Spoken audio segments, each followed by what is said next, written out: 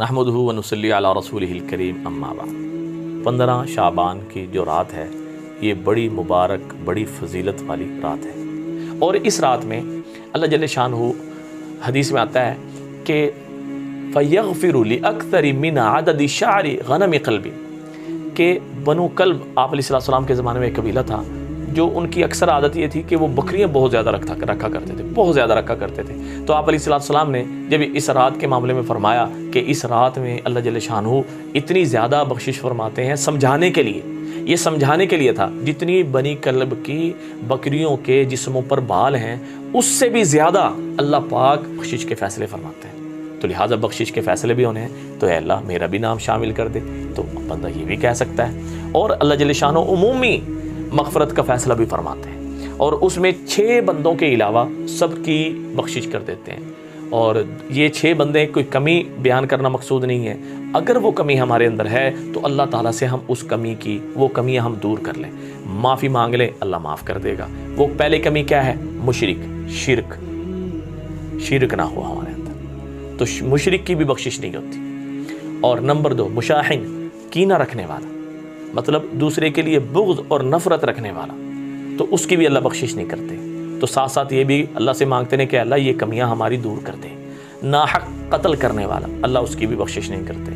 और मुस्बिलु इज़ारी ही, तकब्बुर की वजह से अपने टखनों को ढांपने वाला, अपने टखनों को ढांपने वाला, अल्लाह उसकी भी बख्शिश नहीं करते।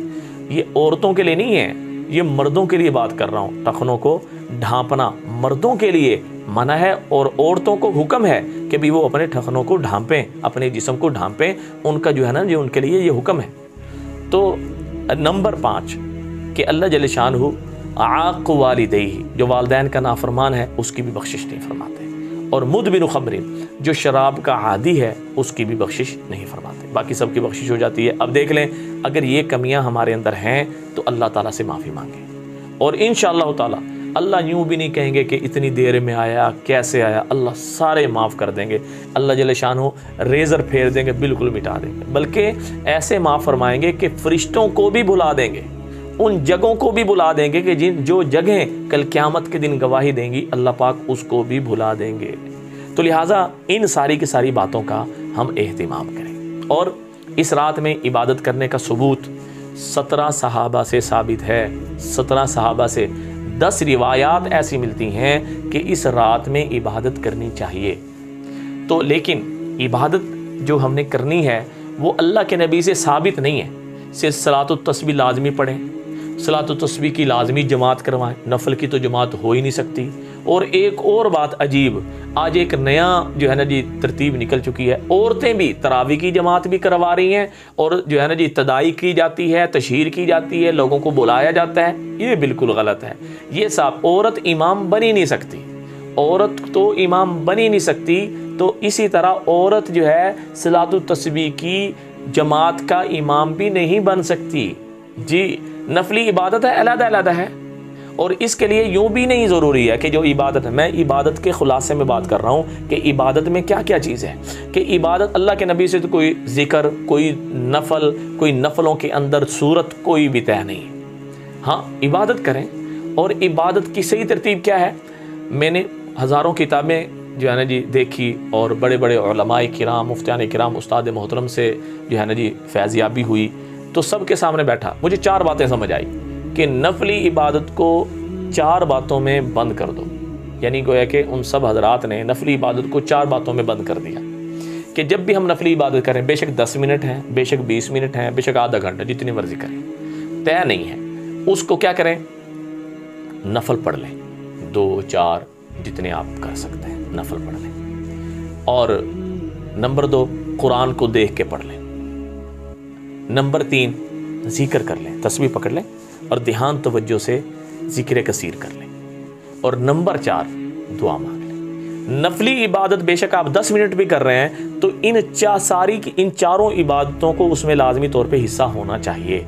इंशाअल्लाह ताला आपकी किसी तरफ से भी कमी नहीं रहेगी, किसी तरफ से भी कमी नहीं रहेगी। फिर अर्ज़ करता हूँ, अल्लाह के नबी से कोई इबादत भी साबित नहीं है। हाँ, 2 रिवायतें मिलती हैं जिसमें अम्मी आयशा रज़ियल्लाहु तआला फरमाती हैं कि मैंने आप अलैहिस्सलाम को इस रात सजदे में ये दुआ पढ़ते हुए सुना। अल्लाहुम्मा इन्नी अऊज़ु बिअफ़्विका मिन इताबिका व अऊज़ु बिरज़ाका मिन सख़तिका व अऊज़ु बिका मिनका जल्ल वजहुका ला उहसी सनाअन अलैका अंत कमा असनैता अला नफ्सी।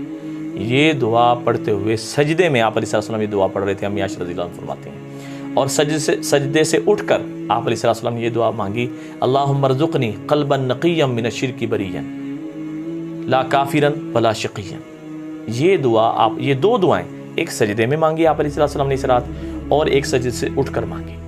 और आप अलैहिस्सलाम, अम्मी आयशा रज़ियल्लाहु अन्हा फरमाती हैं कि भी रात को मेरी आंख खुली तो आप अलैहिस्सलाम को बिस्तर पे नहीं पाया, तो देखा आप अलैहिस्सलाम कब्रिस्तान है, जन्नतुल बक़ी में हैं, वहाँ पे पहुँचे तो आप अलैहिस्सलाम वापस आए, बताया कि मैं आज की जो रात है ये मग़फ़रत की रात है, मैं इन सारे कब्रिस्तान वालों के लिए अल्लाह से दुआ करने के लिए आया हूँ। तो लिहाजा ये भी सुन्नत है कि ज़िंदगी में एक मरतबा 15 शाबान की रात, यानी गोया कि आज की रात वो बनती है, तो आज की रात ज़िंदगी में एक मरतबा कब्रिस्तान जाना भी सुन्नत है, और वहाँ जाके सारे कब्रिस्तान वालों के लिए दुआ मांगना भी सुन्नत है। तो लिहाजा इन सारी की सारी बातों का एहतिमाम करें।